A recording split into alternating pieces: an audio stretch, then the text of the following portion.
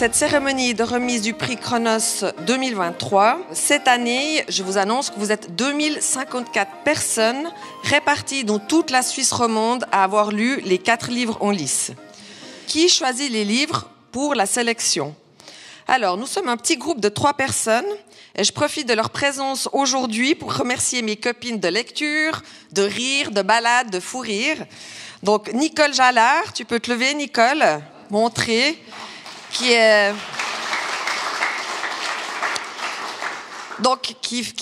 senior et enseignante à la retraite. Et Cathy Sierrault, qui peut se lever, qui est bibliothécaire à la bibliothèque de V, et avec lesquels on passe des instants formidables. Eh bien, bonjour à toutes, bonjour à tous. Je suis très content d'être là. C'est une première pour moi et je vais essayer d'être à la hauteur de mon illustre prédécesseur, votre modérateur attitré, Jean-Marc Richard. Je crois que c'est lui qui est là d'habitude et qui vous fait un coucou d'ailleurs. Il m'a envoyé une petite photo, il vous salue. Il est à Liverpool en ce moment pour le Grand Prix Eurovision de la chanson. Voilà. Donc il dit tu feras ça bien, qu'il m'a dit. Alors j'ai dit je vais essayer. Donc, c'est particulier en fait, se retrouver là, être engagé par Prosenectute pour animer un prix de lecteur, parce que quand on reçoit, gentiment avec l'âge que je viens de passer, on reçoit le fameux dépistage, vous savez, la coloscopie. Puis après, il y a le magazine Génération qui vous propose de vous abonner. Et puis après, on reçoit un téléphone de Prosenectute, donc on est en train de se dire que ça sent le sapin un peu, tu vois. Mais c'est pas grave, je trouve le projet très beau, cette passerelle entre les générations. Et je ne sais pas si vous savez que ce prix Chronos, grâce à Prosenectute, il existe depuis 1997, c'est juste? Je pense qu'on peut encore une fois applaudir tous les gens qui travaillent là-dessus depuis toutes ces années, parce que à comprendre et à voir et à échanger avec Sylvie, je crois que c'est un gros boulot. Je pense qu'on peut les applaudir.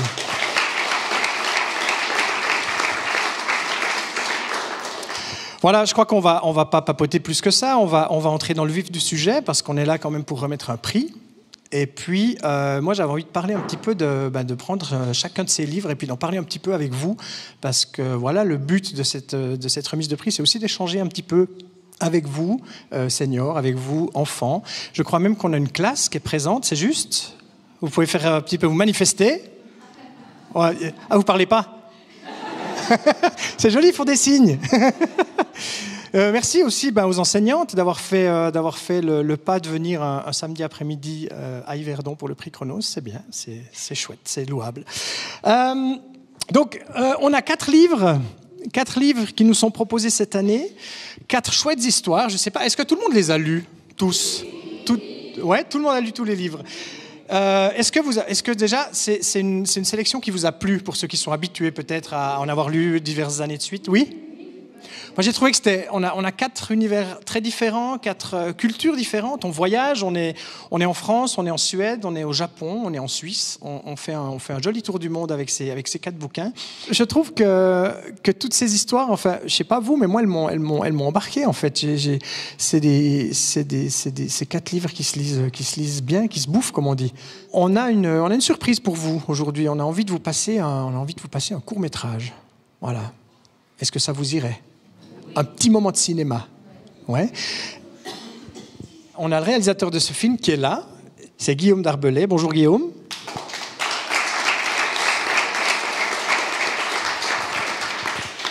Guillaume, tu as réalisé ce film qui s'intitule Air frais, c'est juste? Viens, approche-toi comme ça.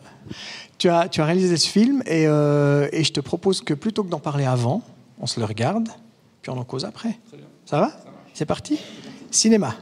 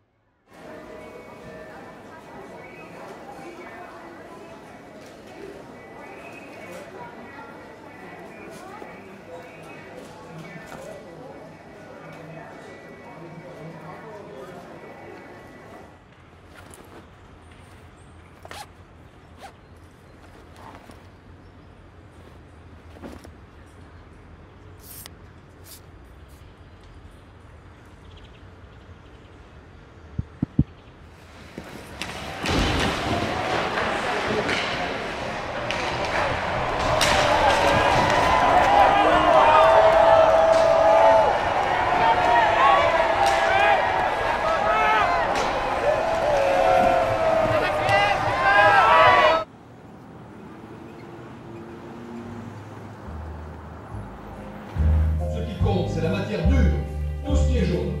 Est-ce que du maïs, ça peut aller? C'est standard. On s'en fout si c'est bien écrit ou non. 1, 2, 3. À la canne aussi.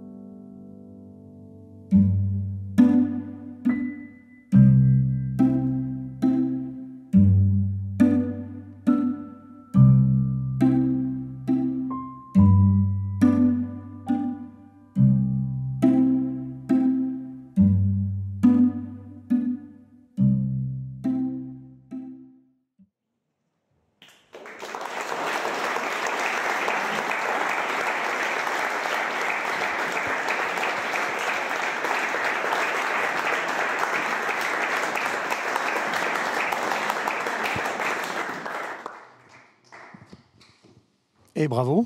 Merci. Merci. Très touchant.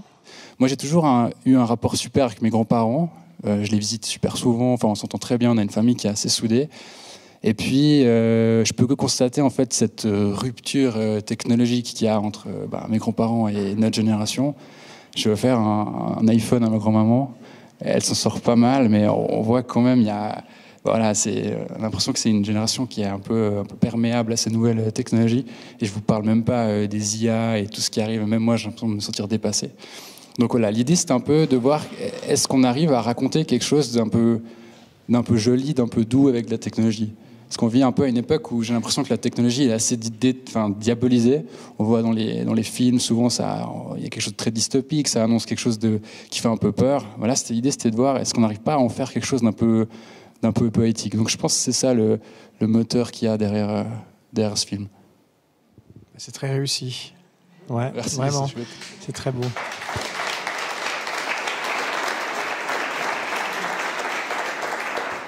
Si vous avez remarqué que cette année, toute l'illustration, tout ce qui a trait aux invitations, tout ce qui avait trait à la présentation du prix a changé. La présentation, l'illustration a changé. Je ne sais pas si vous avez remarqué déjà.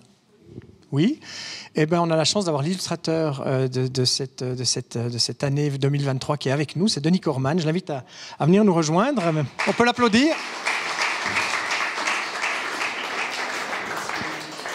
Denis, j'ai dit tu à Guillaume, j'ai dit tu à Marc. On se dit tu ? On peut se dire tu. Super, ça va ? Ça va, bien. Super, ouais.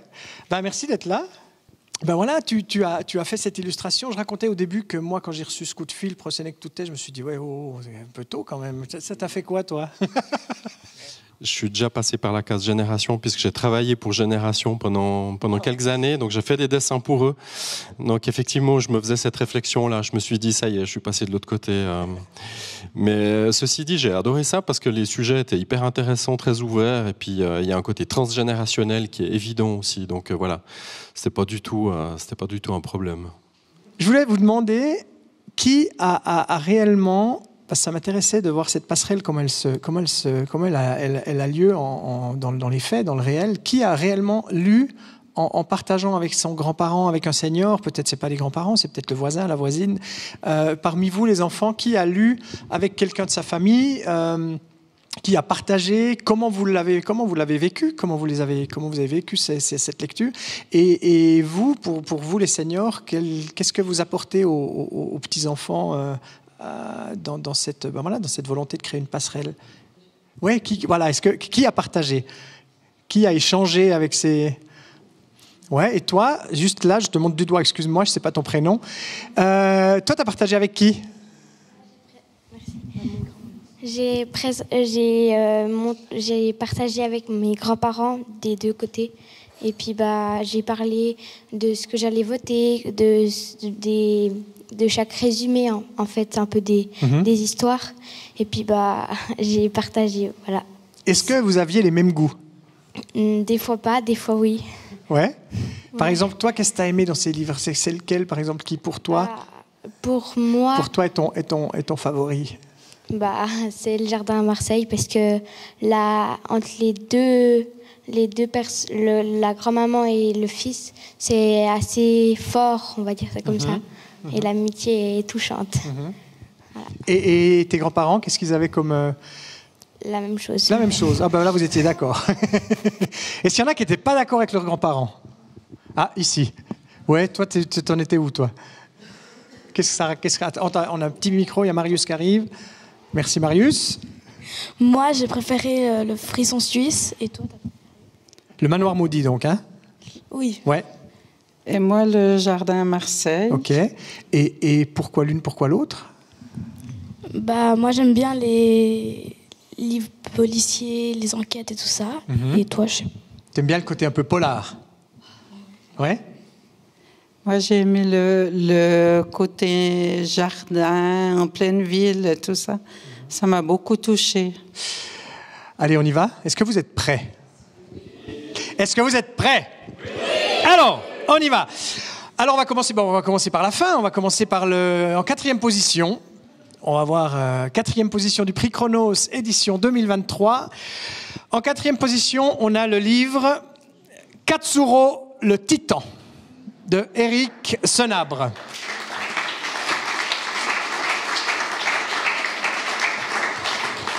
Alors, on m'a donné une liste de chiffres. Alors, je vais dire des chiffres.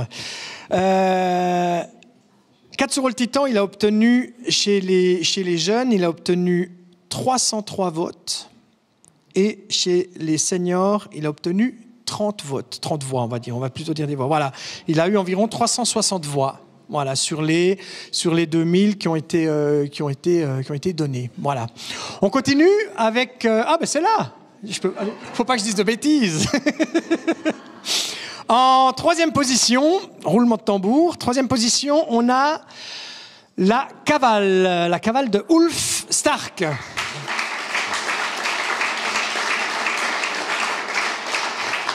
Cette magnifique histoire qui se passe en Suède. Et celui-là, il a obtenu 314 voix chez les jeunes et 115 voix chez les seniors. c'est pas mal, c'est un petit peu plus serré que le précédent. En deuxième position, on a... Il l'a déjà mis? Non, il attend, c'est bien, il attend. Puis moi, je fais un peu nanana. Deuxième position, un jardin à Marseille, de Elisabeth Benoît Morelli. Le jardin à Marseille, il obtient 294 voix chez les jeunes et il obtient 153 voix chez les seniors. Il fait un joli score, il est à 21%. Et ben voilà, roulement de tambour, hein. Et je crois qu'il en reste qu'un. On peut applaudir Marc Woltenhauer pour le Manoir Maudit. Marc. Bravo. Je vais te donner un micro. Je vais te donner un petit micro et j'invite, avant qu'on papote, j'invite Sylvie Fiot à te distribuer ton prix. Juste pour dire, regardez un tout petit peu, je sais... La photo.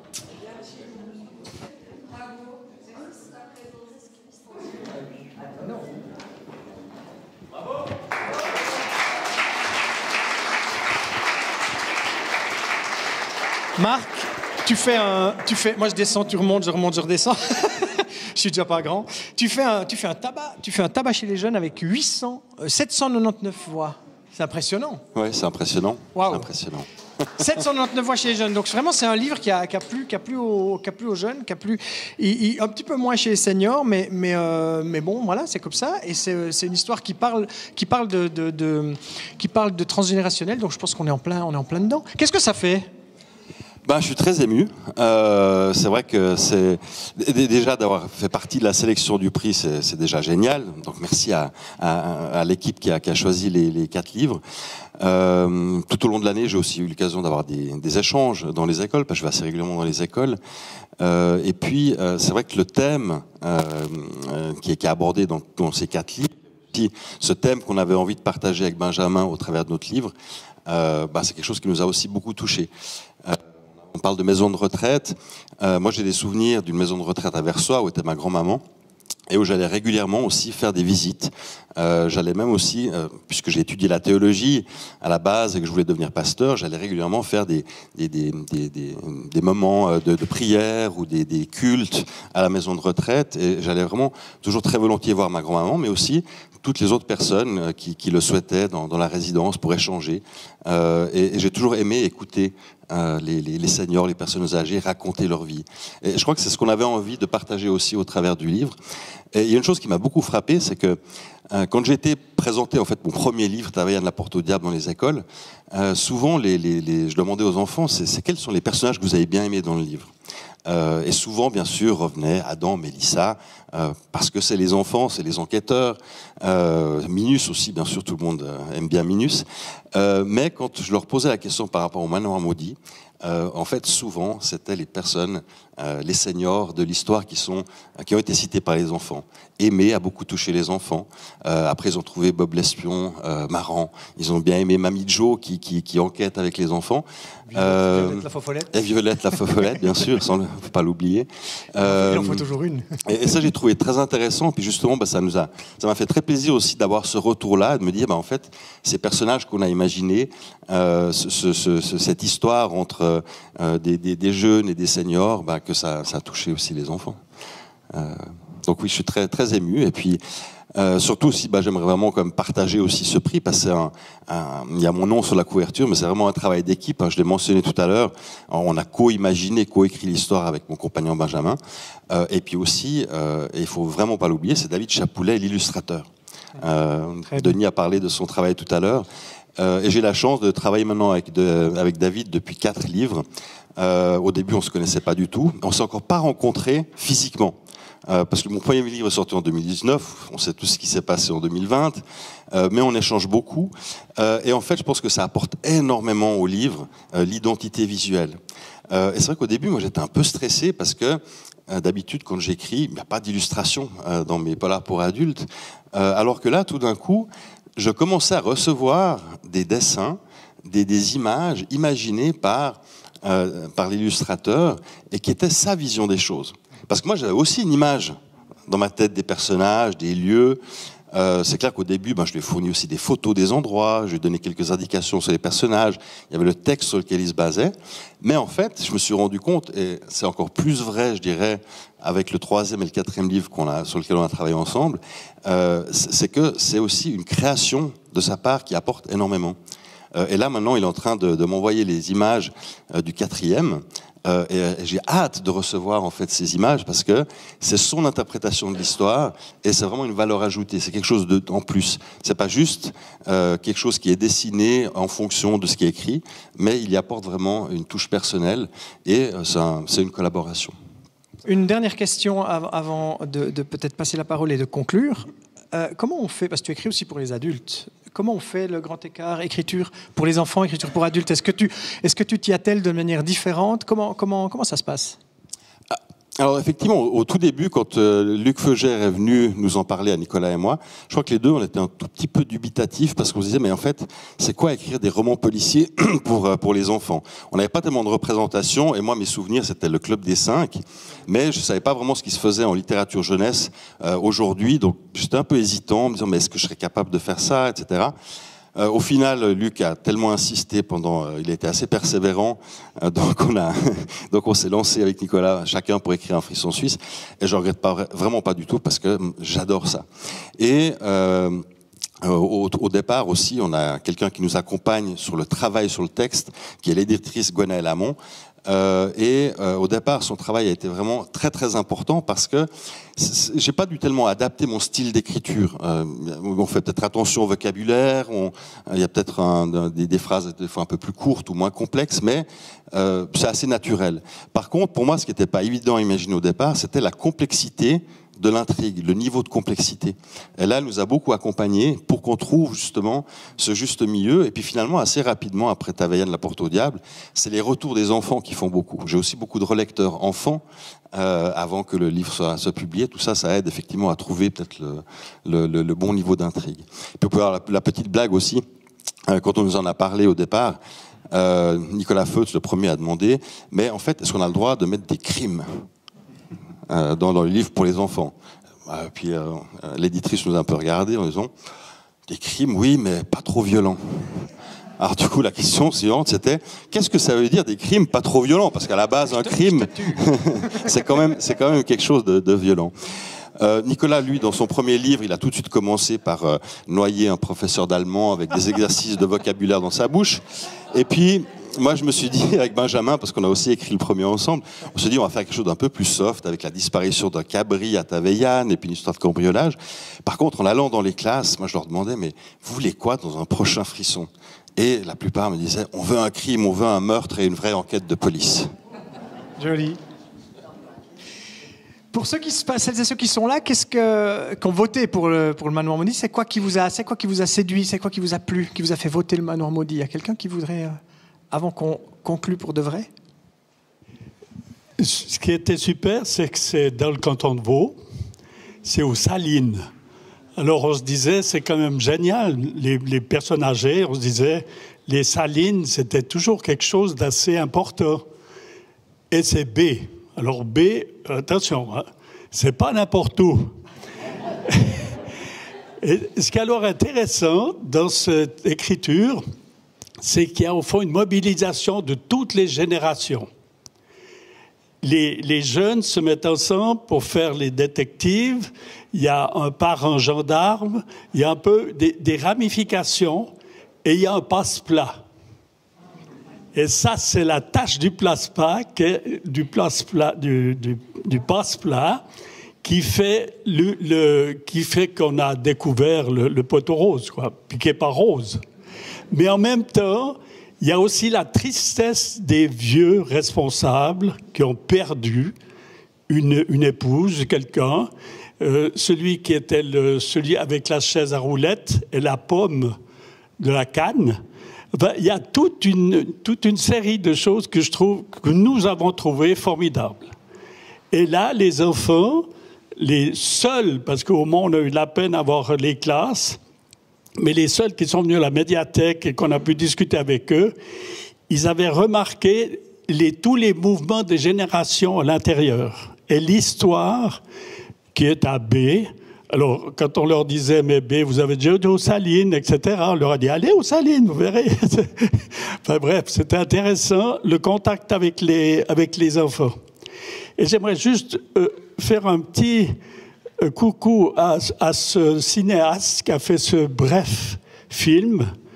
Je ne sais pas si vous avez remarqué, ce qui est assez génial, le joint entre les personnes âgées et la jeune fille, c'est la canne d'hockey. À la place d'avoir une canne de vieux, c'est une canne d'hockey qui fait le lien des générations dans un stade. Et je trouve que ça, c'était extraordinaire. Toute la manière dont vous avez traité les images, c'est fait ressusciter le grand âge. Et la relation avec les jeunes, c'est vraiment quelque chose de formidable. Et ça, c'est formidable de le souligner. Voilà. Merci beaucoup.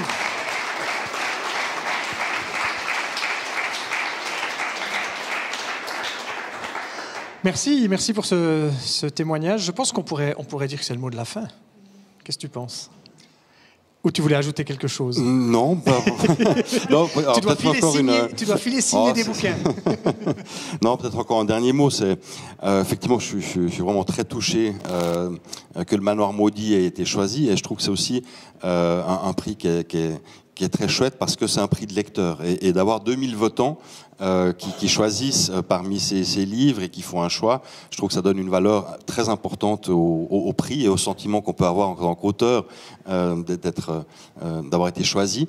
Et puis que ce prix Chronos, vraiment, je trouve que ce côté de faire lire aux enfants, de faire lire aux seniors, de faire partager la lecture entre les générations, je trouve que c'est vraiment incroyable. Et puis j'espère juste une chose, c'est que le prix Chronos continue encore de nombreuses années à exister. Et c'est vraiment super. Donc merci beaucoup. Et j'étais très heureux que le Manoir Maudit ait pu figurer dans ce prix cette année. Merci.